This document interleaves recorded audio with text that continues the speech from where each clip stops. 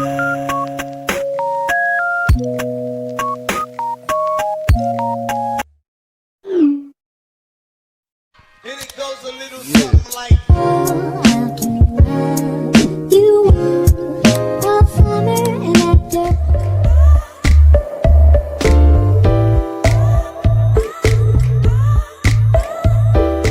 Ibu Tami akan membawakan landscape media sosial mahasiswa.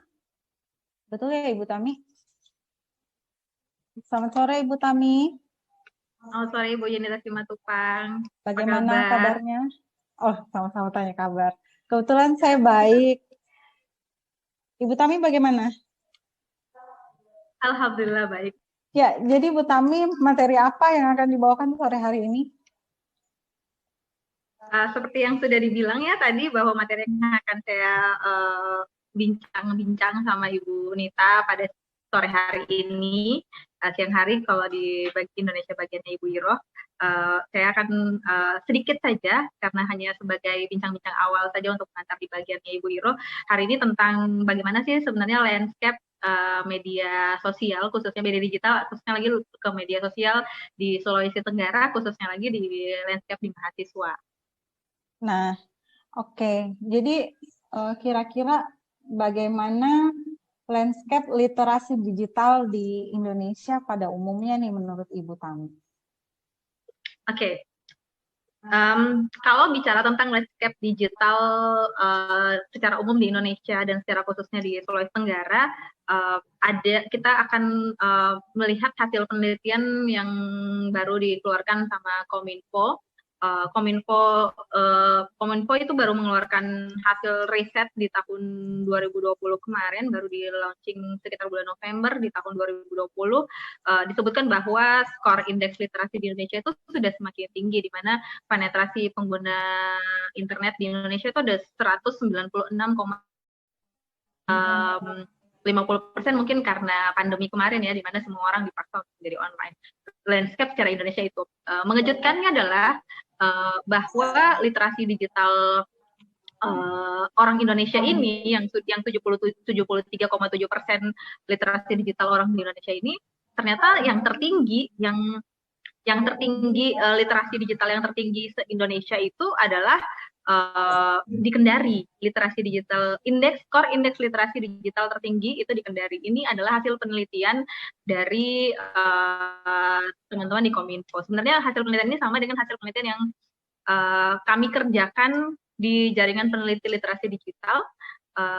Jaringan peneliti literasi digital juga merilis data yang sama, bahwa skor indeks literasi digital ternyata kalau kita bicara skopnya Indonesia, maka Kendari adalah daerah yang tertinggi pemahaman literasi digitalnya. Kemudian yang mengejutkan adalah akses internet di Kendari adalah juga yang tertinggi di Indonesia. Itu hasil penelitiannya. Jadi secara umum itu.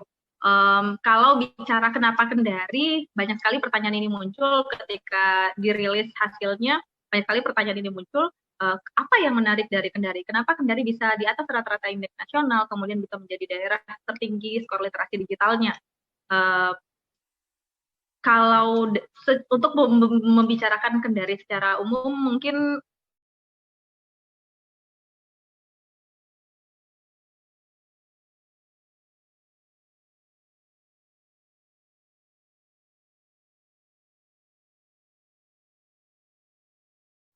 cukup tinggi dalam peningkatan literasi digital yang ada di Indonesia saat ini. Gitu kira-kira Ibu Nita.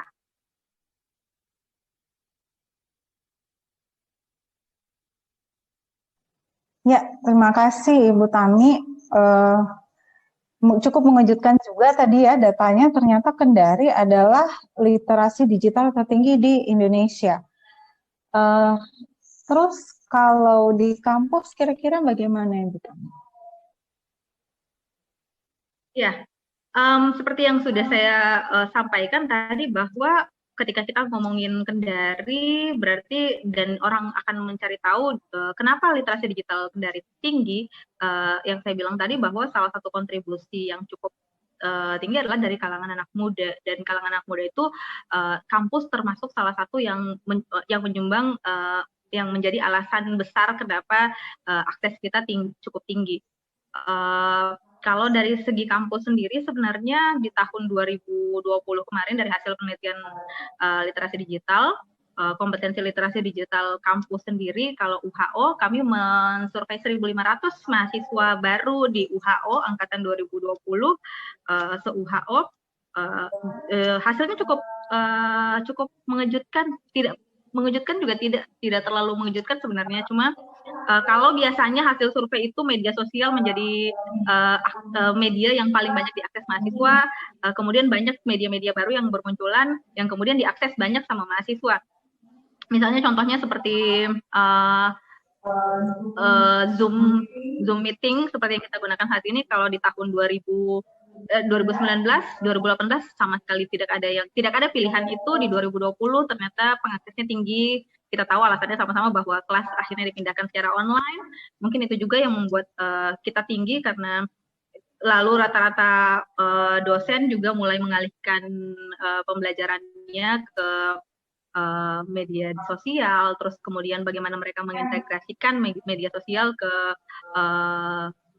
ruang Zoom meeting. Jadi kalau saya di landscape kampus seperti itu. Di kampus juga kalau kita bicara scope kampus, memang kalau untuk media sosial atau media digital yang paling banyak digunakan mahasiswa masih dipegang sama Facebook ya. Facebook itu kalau dari hasil data yang kita survei 100%, hampir 100% mahasiswa, ada 98,3% mahasiswa yang disurvei itu mengaku memiliki akun Facebook, walaupun ada yang sudah jarang menggunakannya. Lalu Instagram juga ada di atas 90% mahasiswa menggunakan Instagram sebagai keseharian dan masih aktif sampai sekarang. Bedanya kalau sama Facebook tinggi tapi masih ada yang sudah tidak aktif lagi. Sementara kalau Instagram sudah masih aktif sampai hingga kini. Yang menarik adalah kalau kita lihat landscape-nya baik itu secara nasional maupun di Kendari sendiri, di mahasiswa Kendari sendiri, TikTok adalah media yang kalau Zoom, Google Meet itu kan media pembelajaran, tapi kalau media sosial dan juga digunakan arahnya media pembelajaran pun sudah mengarah ke sana, itu TikTok yang melesat masuk dalam surveinya kita, yang paling banyak dimanfaatkan sama mahasiswa sebagai media yang ternyata bukan hanya buat joget-joget saja, tapi ternyata TikTok juga orang-orang mencari informasi banyak lewat TikTok saat ini, dan kayaknya arahnya seperti itu. Kalau dilihat dari jurnal-jurnalnya banyak arahnya seperti itu. Begitu Ibu Nita. Kurang lebih mahasiswanya kita tuh doyan TikTok. Sama broadcasting ya, kegiatan aktivitas yang paling sering digunakan mahasiswa ketika di media sosial itu adalah penyiaran. Mereka suka live broadcast. Jadi mungkin kenapa TikTok juga populer karena broadcast. Oh, sama satu Telegram. Jadi Telegram ini 100% dari 68% mahasiswa yang mengaku menggunakan Telegram itu mendownload Korea. Jadi salah satu mungkin juga literasi digital tinggi, bagaimana goalsnya untuk bisa kita dapat literasi digital yang tinggi, mungkin salah satunya adalah menggandeng, strategi yang bagus adalah menggandeng para komunitas K-pop untuk sama-sama memberikan literasi supaya cepat saja, kayaknya seperti itu. Kurang lebih seperti itu, Bu Nita. Waktu kita ini terbatas, kita cuma punya waktu 1 jam untuk talk show sore ini, jadi terima kasih.